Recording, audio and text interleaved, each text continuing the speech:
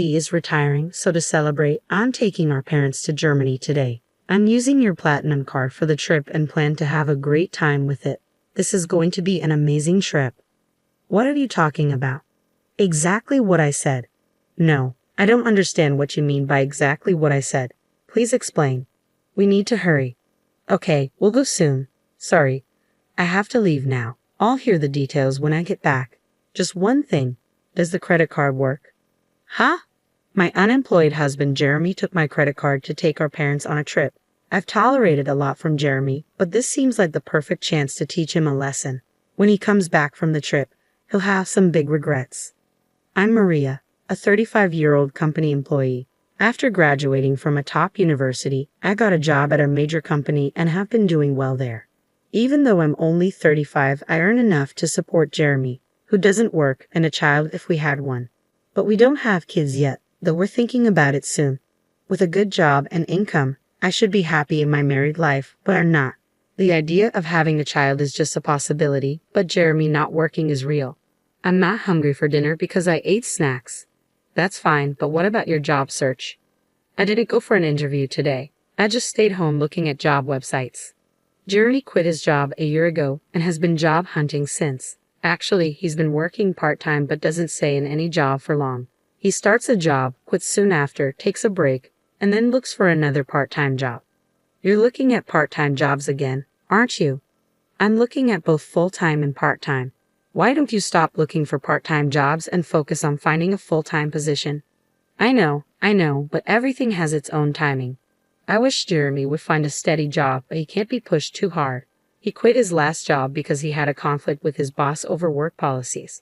That boss was known for being difficult. Jeremy stood up to him as the office representative with support from his colleagues. But when the situation got worse, his colleagues sided with the boss, not Jeremy. Because of that, Jeremy lost the boss's approval, felt betrayed by his colleagues, and found it hard to stay, so he left the company. Jeremy, dinner's ready. Can you bring it here?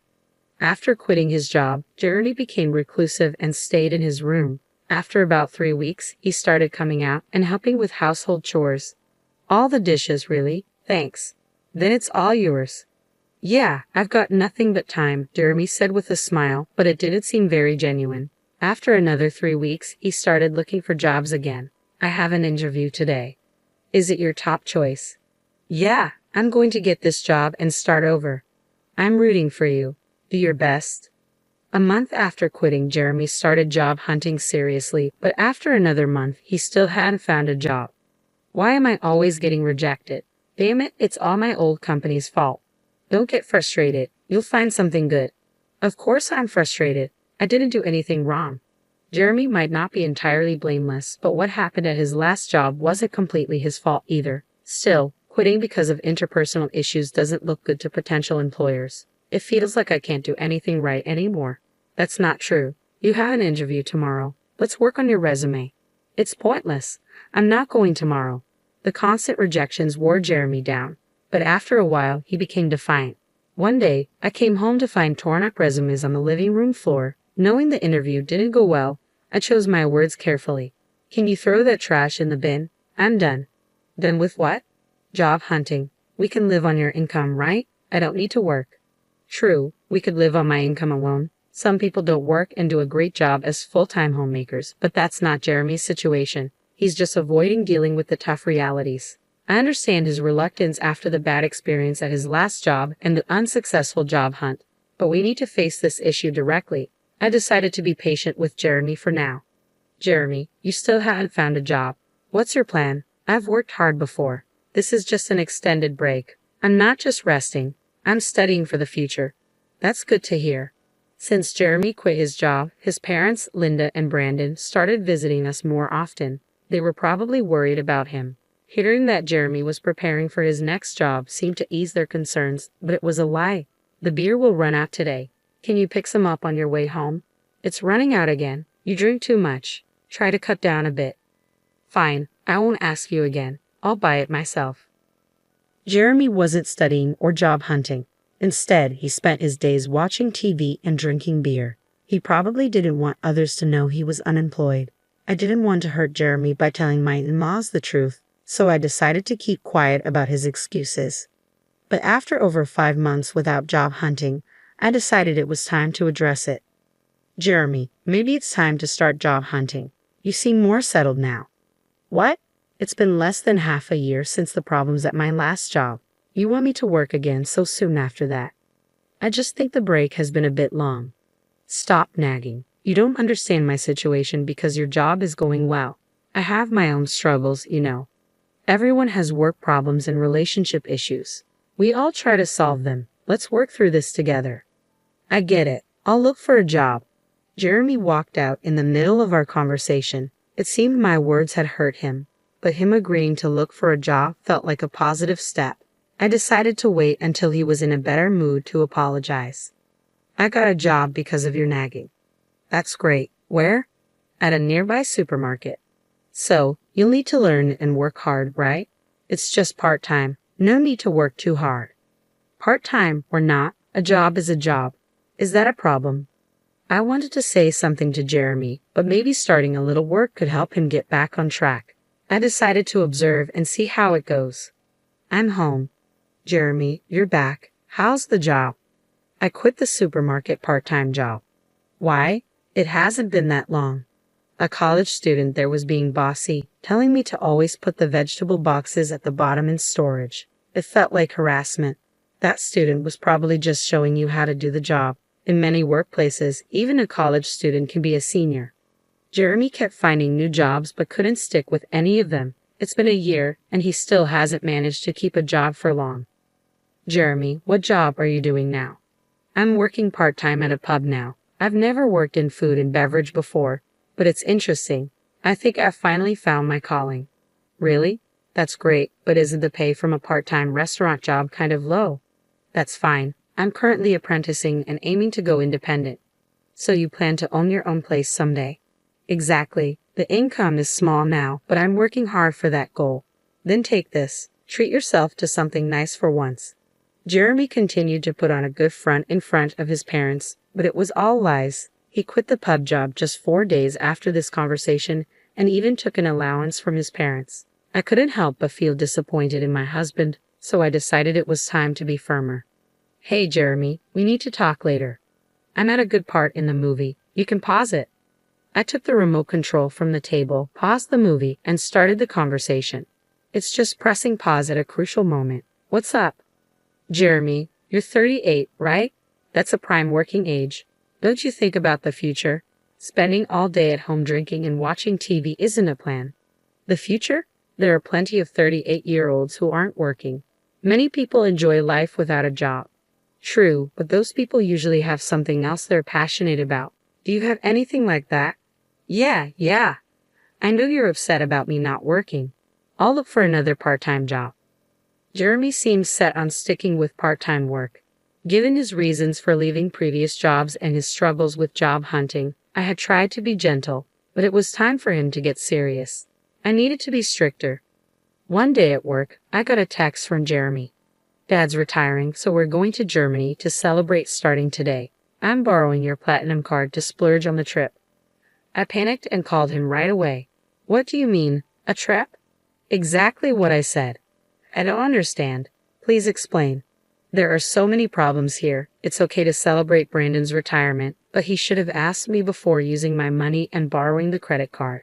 It feels like stealing. And why am I paying for a trip to Germany that I'm not even going on? Jeremy was probably bragging to his parents, claiming the money was from his savings. The thought of it infuriated me, but one thing Jeremy said caught my attention. You mentioned borrowing a credit card. The one for our house? Yeah. Why do I have a platinum card? Some people think you need a high income for it, but that's not true. Your credit history, stable income, and other factors matter, and it's achievable even in your 40s. The annual fee is high, but I use it for the benefits and points. However, that credit card is in my wallet. So you took the credit card from home? Yeah, so I'm counting on you for the payment. Jeremy was excited about his trip to Germany and spoke to me in a provocative tone. I had been patient with him for a long time, but this seemed like a good opportunity to address the situation. Jeremy thought he was being clever by taking my credit card and acting all cheerful, but he was in for a surprise. What are you doing? We need to go. Got it. I'm coming. Sorry, I need to move on now. I'll hear the details when I get back. Just one more thing. The credit card you took won't work. What?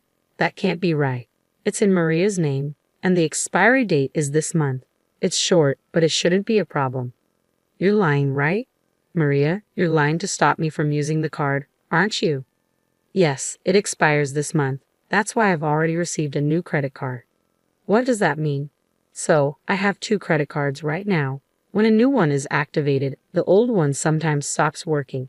I've already started using the new card, so the one you took won't work. You're kidding, right? You think I'm lying? If you don't believe me, I can send you the link to the credit card website, or you could just try using the card yourself. It would be interesting to see you try to pay with a card that doesn't work. This credit card really won't work. Hey, hurry up. I hear his parents calling him in the background, but Jeremy, realizing the card won't work, seems too flustered to pay them any attention. What should I do? I told them I'd pay for everything except the round-trip travel. Oh, so they covered the flight? Yes. Dad felt bad about having all the trip costs covered. What should I do? I'm about to take a cab, and I don't even have money for that. That's not my problem. You said you'd pay for everything except the flight. Using my credit card in the first place was wrong. Pay with your own money. How can I? I don't have any money. Exactly. Jeremy, you haven't been working seriously. It's your fault for trying to look good by taking your parents on a trip without having the money. I'm at work, so I have to hang up now. I just wanted to tell you about the credit card. Wait, I hung up and went back to work. Jeremy, unable to pay for even the cab, would have to come clean to his parents. That night, after finishing work, I got a call from Laura. I heard from Jeremy that he tried to use your credit card and lied about working. I'm sorry for the trouble. No need to apologize, Laura. I'm sorry about the credit card issues. Are you okay with the money? We'll cover the trip's costs when we get back. I'll make sure Jeremy apologizes and finds a job right away. I'm sorry, Laura, but I'm considering divorcing Jeremy. Divorce because of this? It's part of it, but Jeremy has been taking money from me for a while. What? I stopped giving Jeremy money to curb his drinking. He started a part-time job and bought his own alcohol, but the salary wasn't enough for daily drinking. Jeremy began stealing money from my wallet to buy alcohol. Over the year, he repeatedly took amounts ranging from $7 to $70, which added up to a significant sum. I had been strict, hoping he'd change, but when he stole my credit card for his trip, it was clear he had no intention of improving. I respect your decision. Should I tell Jeremy about the divorce? Could you just tell him I want a divorce? We'll discuss the details when he gets home. About an hour later, the next morning after my call with Laura, Jeremy called. He must have heard about the divorce from her, but I had asked her to wait until he was back to discuss it. Too exhausted to deal with it, I decided not to answer. The next morning, after returning from work, I found Jeremy at home. He had cut his trip short. I'll work properly now. Please don't leave me, he pleaded as I entered the living room.